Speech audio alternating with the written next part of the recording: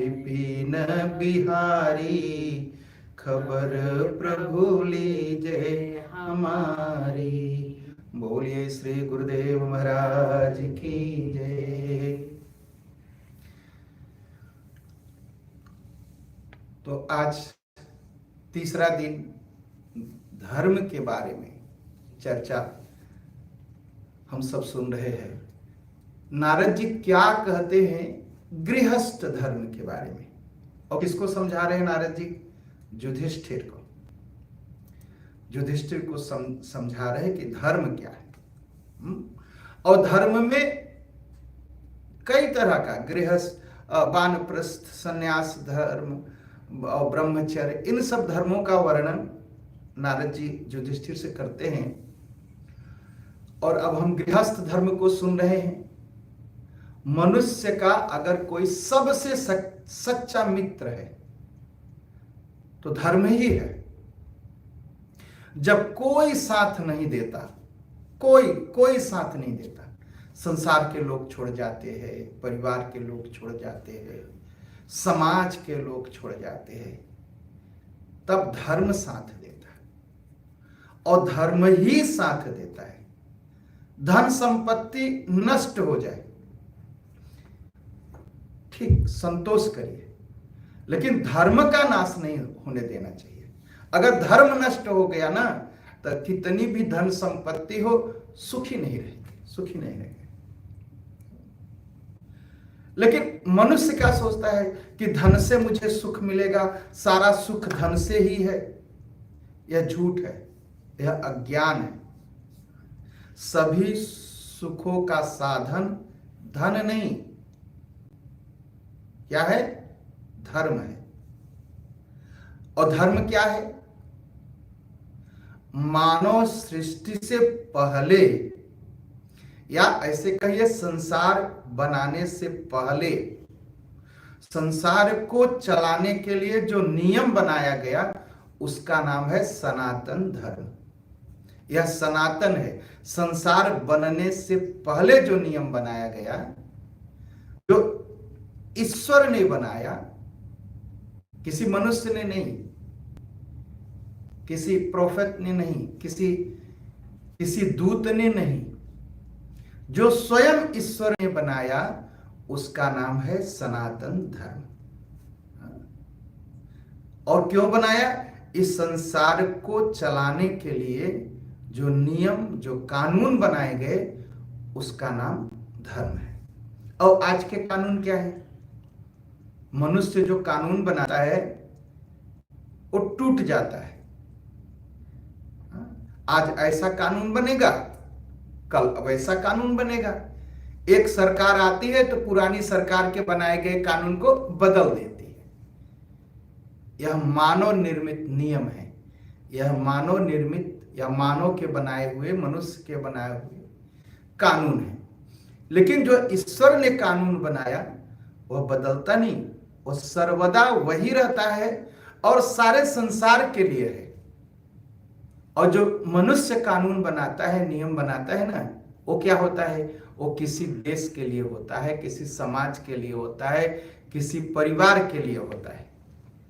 लेकिन ईश्वरीय नियम या ईश्वरीय, जिसे धर्म हम कहते हैं, यह संसार भर के लिए बराबर है, एक जैसा है। तो नारद जी कहते हैं युधिष्ठिर, धर्म के 30 लक्षण शास्त्र में कहे। कितने? 30 लक्षण हैं जो सत्य से शुरू होते हैं, जो सत्य से शुरू होते हैं और आत्मसमर्पण तक जाते हैं। एक कुल 30 धर्म के लक्षण शास्त्र ने बताए। साधारण धर्म का मतलब होता है सबका धर्म, मनुष्य मात्र का। मनुष्य मात्र मतलब संसार के सभी लोगों के लिए जो बनाया गया वह मनुष्य मात्र का धर्म है। और कहा इस धर्म की बड़ी लंबी कथा है और मैंने इसे नारायण के मुख से सुना है। धर्म के कुल जो है 30 लक्षण है। उस प्रथम लक्षण क्या है? सत्य। और अंतिम लक्षण क्या है? आत्मसमर्पण। तो भगवान धर्म की जो कथा है वो सत्य से शुरू होती है और आत्मसमर्पण पर रुक जाती है। और सत्य क्या है?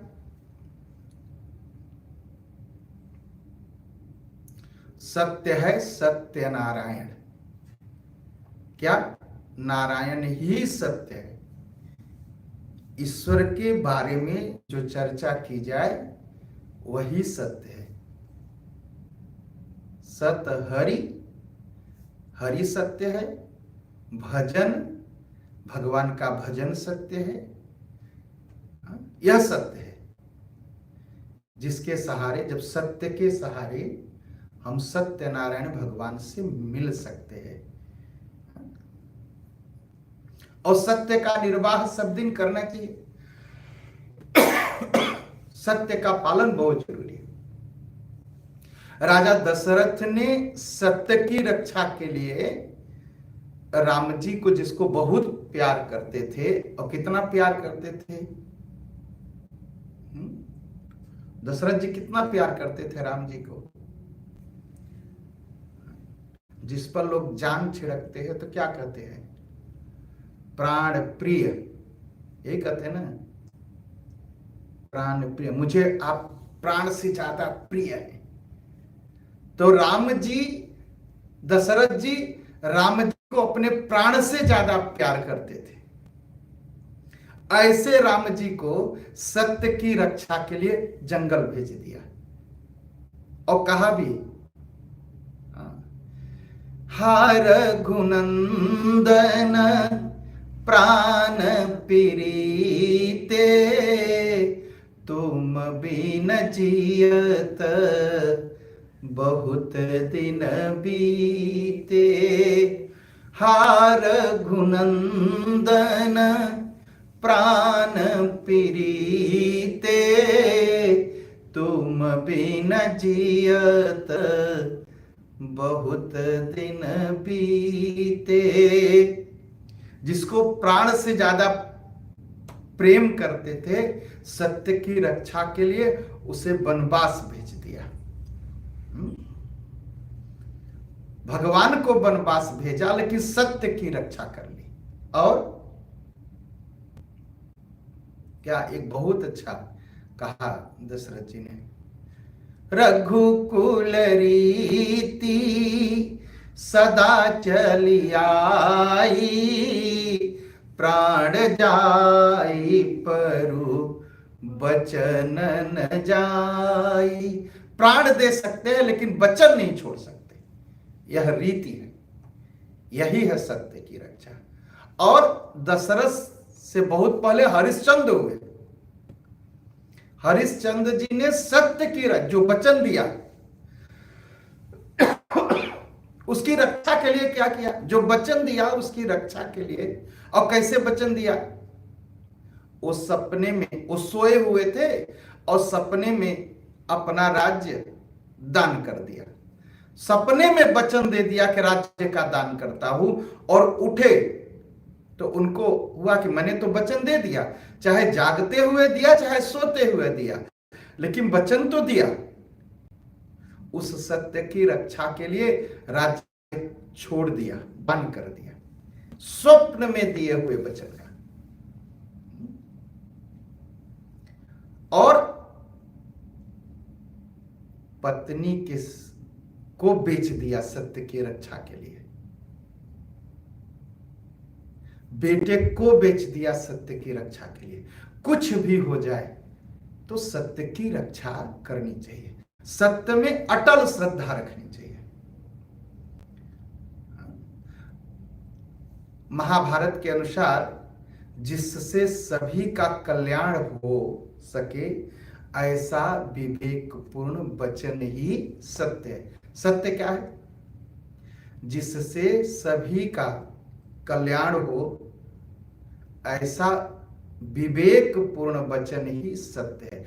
ऐसी बात कहिए जिससे सबकी भलाई हो, उसे ही सत्य कहा जाता है। और सत्य कैसे बोलना चाहिए? कहीं सत्य प्रिय बचन विचारी, सोवत जागत शरण तुम्हारी। कहीं सत्य प्रिय बचन विचारी, जागत सोवत शरण तुम्हारी। सत्य बोलिए लेकिन मीठा बोलिए, जिससे सबका भला हो, उसे ही सत्य कहा गया है। सभी का कल्याण हो सके, ऐसा विवेक भरा वचन ही बोलो। सत्यम भूत हितम प्रोक्तम, सत्य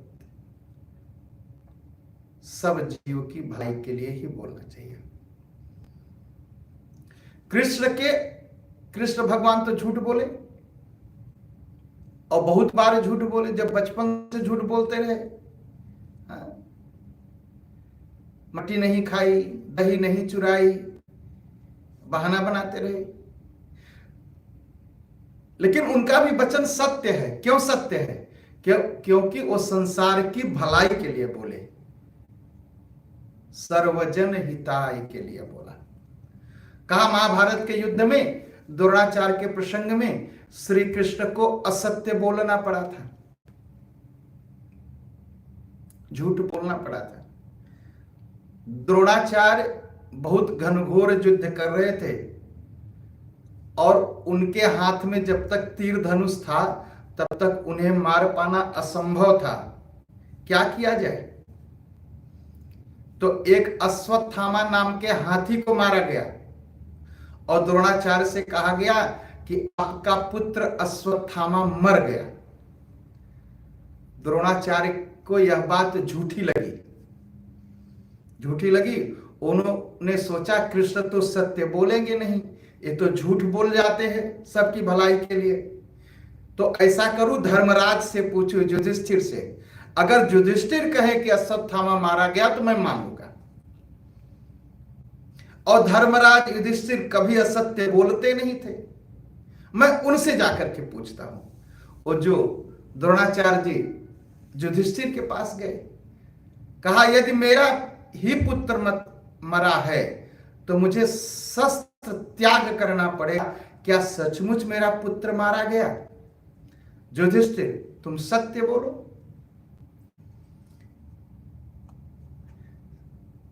श्री कृष्ण ने युधिष्ठिर को समझाया और कहा बोल दो अश्वत्थामा हतः, अश्वत्थामा मर गया। सत्यम वध का नियम मैंने बनाया है, अतः इसमें परिवर्तन करने का भी अधिकार है। तुम्हें यह कहने की जरूरत नहीं है कि बेटा मरा कि बेटी मरी कि कौन मरा, बस इतना बोल दो अश्वत्थामा हतः। कहा सत्य वही है जिससे संसार का कल्याण हो। और द्रोणाचार्य शस्त्र त्याग देंगे, कौरव लोग हार जाएंगे, पांडवों को राज्य मिलेगा। दुर्योधन के वध से अगर दुर्योधन को मार दिया जाएगा तो पाप नहीं होगा, अपितु दुर्योधन का कल्याण होगा। इसलिए बोल दो अश्वत्थामा हतः। अब कोई कह सकता है कि सत्य बोलने से तो सबका भला होता है, तो द्रोणाचार्य का भला क्यों नहीं हुआ? द्रोणाचार्य का भी भला हुआ। द्रोणाचार्य कौन थे? वेद पढ़े हुए, वेद के विद्वान ब्राह्मण थे। ब्राह्मण को कहा गया है युद्ध मत करो। युद्ध करने का अधिकार या धर्म ब्राह्मण का नहीं है। ब्राह्मण का धर्म है वेद पढ़ना, वेद पढ़ाना, यज्ञ करना, यज्ञ कराना, दान लेना और दान देना। इसमें युद्ध तो है नहीं। तो ये तो ब्राह्मण हैं, ये युद्ध कर रहे हैं। और ऐसा कह देने से युद्ध से अलग हो जाएंगे, युद्ध नहीं करेंगे, तो ये भी अपने धर्म पर चलने लगेंगे। इसलिए द्रोणाचार्य का भी भला होगा और शस्त्र त्याग देंगे तो इनका कल्याण होगा। और मैं द्रोणाचार्य को नरसंहार से बचाना चाहता हूं, अतः यह मेरी आज्ञा है। धर्मराज ने द्रोणाचार्य को सुनाया, अश्वत्थामा हत। किंतु धीरे से बोल गए बाद में। क्या बोले? नरोवा कुंजरोवा, मनुष्य या हाथी। अश्वत्थामा मरा, हाथी मरा या मनुष्य मरा, मुझे नहीं पता, लेकिन इसको बहुत धीरे से कहा। अंतिम लाइन तो धर्मराज शब्द सुन करके, धर्मराज की बात सुन करके द्रोणाचार्य ने शस्त्र का त्याग कर दिया। उसके बाद श्री कृष्ण ने धृष्टद्युम्न को आज्ञा दी, कहा द्रोणाचार्य का सिर काट दो, और उनकी मृत्यु हो गई। सबका कल्याण हो गया, पांडव जीत गए, संसार का भला हो गया, दुर्योधन अंत में मारा गया। तो सत्य से सबका भला होता है, सत्य बोलना चाहिए। सत्य वही है जिससे संसार का भला, संसार का भला। और रामचरितमानस क्या कहता है? धर्म न दूसर सत्य समाना, सत्य के समान दूसरा धर्म नहीं होता। और सत्य के समान कबीर ने कहा, क्या कहा? साच बराबर तप नहीं और झूठ बराबर पाप। कहा सत्य बोलना सबसे बड़ी तपस्या है, और इस कलयुग में तो और बड़ी, और बड़ी। तो सत्य बोलना चाहिए। सत्य यह धर्म का प्रथम लक्षण कहा। दूसरा, दया करना। दया जो है, दया सब पर करना, धर्म का दूसरा। मैं आपको कहा कुल 30 लक्षण है। अब कथा बड़ी हो जाए तो मैं कुछ नहीं कर पाऊंगा, मैं फिर कभी सुनाऊंगा आपको। जितना सुना सकता हूं आज मैं आपको सुनाता हूं। धर्म का दूसरा लक्षण है दया करना। दया भाव धर्म का दूसरा लक्षण है। जहां तक हो सके, जहां तक अपनी शक्ति हो, जितनी अपनी ताकत हो, उससे जो है दूसरों का भला करना चाहिए, दूसरों पर दया करनी चाहिए, दया करनी चाहिए। हर रोज सोचना चाहिए, मैंने आज किसी का कुछ काम किया, किसी की भलाई की। क्या मैंने ऐसा कुछ काम किया जो भगवान को पसंद है? क्या मैंने ऐसा कोई काम किया जो धर्म का दूसरा लक्षण है? दया करना, जीव पर दया करना। हमारे हाथ से किसी का नुकसान न हो, सबका भला हो। तुलसीदास जी ने भी कहा है, तुलसी दया न छोड़िए जब तक घट में प्राण। आप रामचरितमानस पढ़ते हैं, गीता पढ़ते हैं, तुलसी जी की पुस्तक पढ़ते हैं, तुलसीदास जी महाराज की, तो उनकी बात भी मानिए। कभी कभी लोग मिलते हैं ना, कहते हैं मैं तो गांधी को मानता हूं। एक ने कहा मैं गांधी को मानता हूं। हम कहा सत्य बताइए, दारू पीते हैं कि नहीं? कहे पीता हूं। तो हम कहा तब आप गांधी को नहीं मानते, केवल गांधी के नाम पर ड्रामा कर रहे हो। तो अगर हम रामायण पढ़ते हैं, रामचरितमानस पढ़ते हैं, अगर हम विनय पत्रिका पढ़ते हैं, दोहावली पढ़ते हैं, कवितावली पढ़ते हैं, विनय पत्रिका पढ़ते हैं, रामलला नहचू, ये सब किताबें हैं। अगर हम यह पढ़ते हैं तुलसीदास की पुस्तकें और तुलसीदास को मानते हैं, तो पहले हमारे अंदर दया होनी चाहिए। और जो हमारे अनुभव में है, मैं सत्य कहता हूं, कोई नाराज न हो। रामायण के पाठ के बाद हम बड़ी निंदा करते हैं। जहां रामायण का पाठ खत्म हुआ ना, तो हम बैठ के फिर निंदा शुरू कर देते हैं। इसको बंद कर दीजिए। रामायण पाठ करने के बाद बस भगवान को प्रणाम किया और राम राम करते अपने घर को चले। तो इसलिए तुलसीदास का अगर मानते हैं, तुलसी दया न छाड़िए जब लगी घट में प्राण।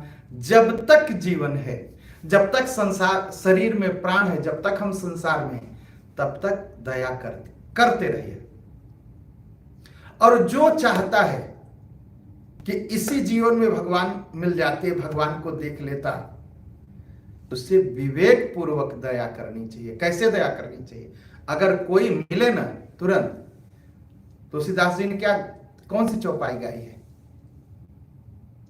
सिय राम मया सब जग जानी, करहु प्रणाम जोरी जुग पानी। सिय राम मया सब जग जानी, करहु प्रणाम जोरी जुग पानी। एकदम इस तरह सबके अंदर भगवान है, उनको प्रणाम करिए। अगर कोई जीव दुखी है तो उस पर दया करिए, हंसिए मत, मजाक मत उड़ाइए, उसकी निंदा मत करिए, उस पर दया करिए। और अगर चंदन लगाने के बाद, माला पहनने के बाद, धोती कुर्ता पहनने के बाद, रामायण पढ़ने के बाद अगर हमारे आपके मन में एक दूसरे की निंदा और दूसरे दुखी व्यक्ति का मजाक उड़ाने का भाव है, तो समझिए अभी हमने रामायण नहीं पढ़ी है, हमने चंदन लगाया लेकिन ड्रामा किया हुआ है। अगर ये भाव आए तो दया करिए। और तीसरी बात जो है धर्म के लक्षणों में, तीसरी बात है पवित्रता। यह जो हम बता रहे हैं आपको ना, यह सब श्रीमद् भागवत महापुराण में लिखा है। और अब आप सोचेंगे कि मैं तो तुलसीदास की चौपाई गा रहा हूं उसमें। तुलसीदास बाबा हमारे तुलसी दल हो गए हैं। जैसे भगवान को प्रसाद कब चढ़ता है? जब तुलसी का पत्ता रखेंगे तब ना। तो ऐसे भगवान की कथा कब पूरी होती है? जब तुलसीदास की चौपाई सुना देंगे, बिना उसके नहीं पूरी होती। तो यह जो बात, धर्म के जो 30 लक्षण बताए गए हैं, यह श्रीमद् भागवत महापुराण में लिखा है। तो गृहस्थ को क्या करना चाहिए? पवित्र होना चाहिए। और पवित्र सभी का धर्म है। संसार में कहीं भी कोई व्यक्ति हो, उसे पवित्र होना चाहिए। और आजकल क्या है? आजकल तो बहुत हम दिन में 3 बार नहाते हैं, शरीर को शुद्ध करते हैं, और बड़ा परफ्यूम लगाते हैं, खूब सजते हैं शरीर को। अरे बाप रे बाप, दुकानें भरी है शरीर को सजाने के लिए। सेंट्रम जाइए तो क्या दिखाई पड़ता है? शरीर को सजाने के लिए 1000 चीजें बिक रही हैं। लेकिन एक बार पूछिए, मन को सजाने के लिए कुछ है? मन को सजाने के लिए है? हम तो जाते ही नहीं। अरे रामायण पढ़िए, गीता पढ़िए, किसी संत के पास बैठिए, भगवान का दर्शन करिए, मन भगवान लगाइए, मन शुद्ध हो जाएगा। तो इसका मतलब मैं ये नहीं कर रहा हूं कि शरीर की सफाई मत करिए। शरीर को शुद्ध रखिए और मन को एकदम भगवान के चरणों में रखिए, तो तन और मन दोनों पवित्र होगा। दया धर्म नहीं तन में, मुखड़ा क्या देखे दर्पण में। क्या बार बार शीशा देखते हो 24 घंटा? न दया है न धर्म है मन में, बार बार शीशा देख रहे हो। तो बड़ा अजीब है। शरीर की शुद्धता सफाई के लिए हम इतना मेहनत करते हैं और अपनी कमाई का कितना पैसा खर्च कर देते हैं उस पर, और खर्च करने के बाद भी ये शरीर अपनी नहीं होती। परिवार के लोग एक दिन ले जाते हैं, आग में इसे झोंक देते हैं, बटन दबा देते हैं, 5 मिनट में जल के राख हो जाती है। तो जितना पैसा कमाई शरीर को सजाने में, घर वालों ने फूंक करके जला दिया, या ले गए जमीन के नीचे गाड़ दिए और धीरे धीरे जो है दफना दिए, और धीरे धीरे जानवर खा गया। यही होना है। लेकिन अगर धर्म शास्त्र में लगाएंगे ना, अपना मन शास्त्र में लगाएंगे, अपनी बुद्धि भगवान में लगाएंगे, तो मन की रक्षा होगी और यह सब अगले जन्म में भी आपके साथ जाएगा। ये सोचे रहिएगा। तो पवित्रता, मन की पवित्रता और तन की पवित्रता, मन शुद्ध हो, शरीर शुद्ध हो, चित्त शुद्ध हो, बहुत जरूरी है। और मनुष्य के मरने के बाद अगर चित्त शुद्ध है, मन शुद्ध है, कर्म शुद्ध है, यही साथ में जाएगा। ये शरीर कितना भी शुद्ध कर लो, इसको नहीं ले जा पाओगे। इसको घर वाले या तो जमीन के नीचे दफना देंगे, या तो आग में डाल के जला देंगे, या कहीं पेड़ पहाड़ से गिर के मर गए तो जानवर नोच नोच के खा जाएंगे। बस इतना ही भर है। इसलिए शरीर से ज्यादा मैं कहना चाहूंगा कि मन को शुद्ध रखिए। और एक चीज और बताओ, क्या शरीर से कम पाप होते हैं, मन से ज्यादा पाप होते हैं? हम मन से सोच लेते अरे उस मर जाता हो, हम मन से सोच लेते अरे उसका नाश हो जाता, हम मन से सोच लेते हो बर्बाद हो जाता। शरीर से कर पाते नहीं, लेकिन मन से हम कर लेते हैं। शरीर से कम पाप करते हैं, मन से हम ज्यादा पाप करते हैं। इसलिए मन को भगवान में लगाइए। शरीर की अपेक्षा पाप तो मन से अधिक होते हैं। तो जो मन से पाप करता है उसको क्या करना चाहिए? मन को ईश्वर के ध्यान में लगाना चाहिए, जिससे मन स्थिर हो जाए। और जो हम मन शरीर से जब पाप हम कर लेते हैं ना, तो हमें ज्ञान रहता है कि शरीर से पाप हो गया, लेकिन मन से जो पाप होता है ना, हम उसे भूल जाते हैं, तुरंत कहने के बाद भूल जाते। तो इसलिए पवित्रता, मन की पवित्रता और तन की पवित्रता, चित्त की पवित्रता बहुत जरूरी है। यह तीसरा लक्षण है धर्म का।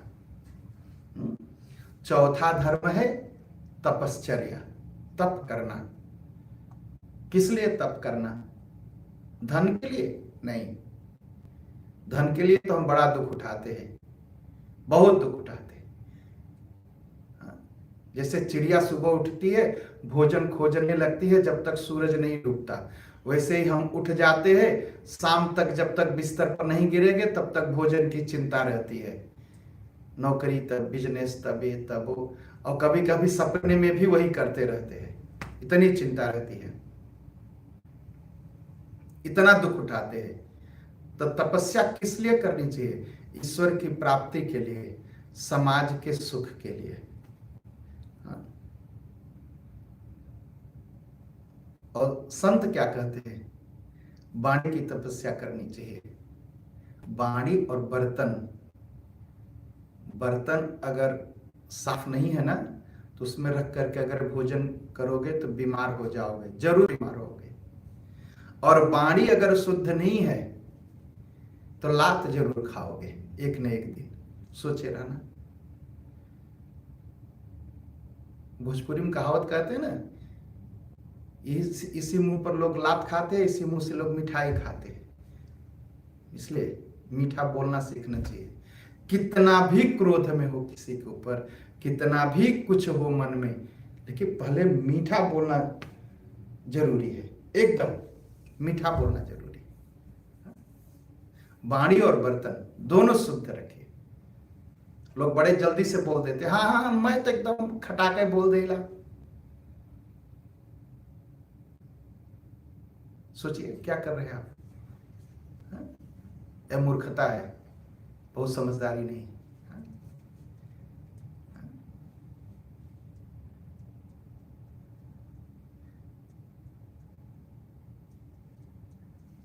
पांचवा धर्म है तितिक्षा।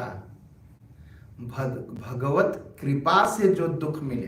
अब कहेंगे भगवान कृपा करते हैं तो दुख मिलता है? एकदम, भगवान कृपा करते हैं तो दुख मिलता है।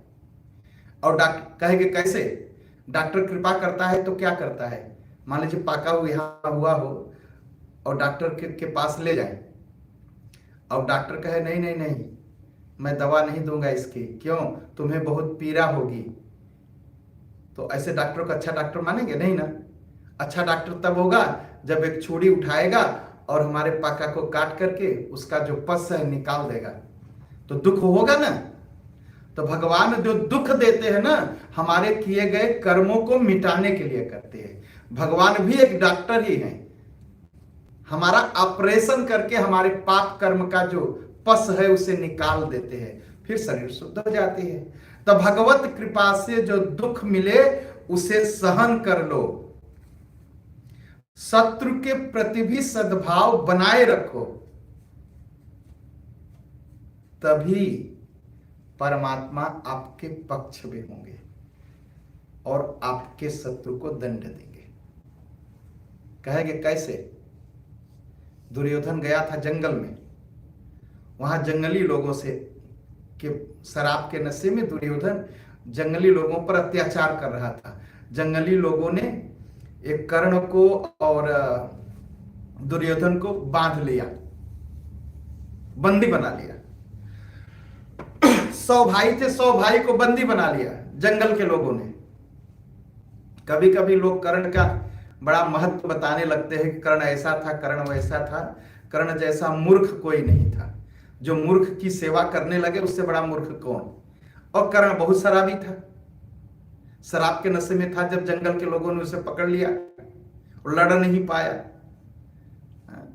तो सब 100 भाइयों के साथ कर्ण को भी जंगल के लोगों ने बांध लिया।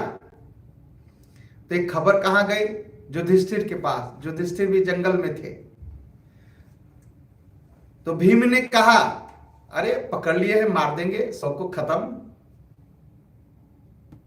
युधिष्ठिर ने कहा, नहीं नहीं भाई, वो भी हमारे अपने ही हैं, उनको बचाना है। हम आपस में लड़ेंगे एक दूसरी बात है, हम आपस में दुश्मन हैं। हम आपस में एक तरफ 100 और एक तरफ 5 हैं, लेकिन आज उनको बचाना है। आज हम 105 हैं, हम जाएंगे उनको बचाएंगे। तो दुश्मन के प्रति भी तो क्या हुआ? भगवान कृष्ण धर्मराज युधिष्ठिर के साथ खड़े हो गए, क्योंकि वो दुश्मन के प्रति भी सद्भाव था उनके मन में, दुश्मन का भी नुकसान न हो। और तो भगवान खड़े हो गए। तो दुश्मन का भी नुकसान न हो ऐसा सद्भाव रखना चाहिए, तभी परमात्मा आपको आपके साथ खड़े होंगे। एक बार क्या हुआ, एक महात्मा जप करते हुए जा रहे थे। जप करते हुए जा रहे थे, रास्ते में एक धोबी ने अपना कपड़ा धो करके धोबी ने बिछाया हुआ था। वो जप करते हुए जा रहे थे, ध्यान नहीं दिए और वो पैर रखते रखते कपड़े पर चले गए। धोबी ने डंडा उठाया, महाराज को लगा पीटने। भगवान ने सोचा है महात्मा मार खा रहे, और मेरा नाम जप रहे हैं इसलिए मार खा रहे। भगवान दौड़े बचाने के लिए, मैं उनकी रक्षा करूंगा।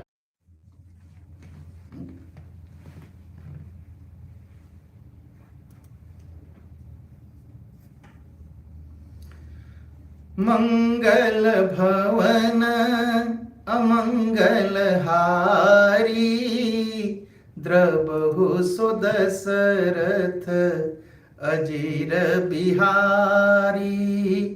मंगल भवन अमंगल हारी, द्रबहु सो दशरथ अजीर बिहारी। ठीक है बैठ, ठीक है। तो महात्मा जो है, भगवान तुरंत वापस हुए। लक्ष्मी जी ने पूछा महाराज क्यों वापस आए? भगवान ने कहा अब वहां महात्मा नहीं है, वहां 2 धोबी लड़ रहे। महात्मा ने सहनशीलता का त्याग करके उस धोबी जैसा ही आचरण किया।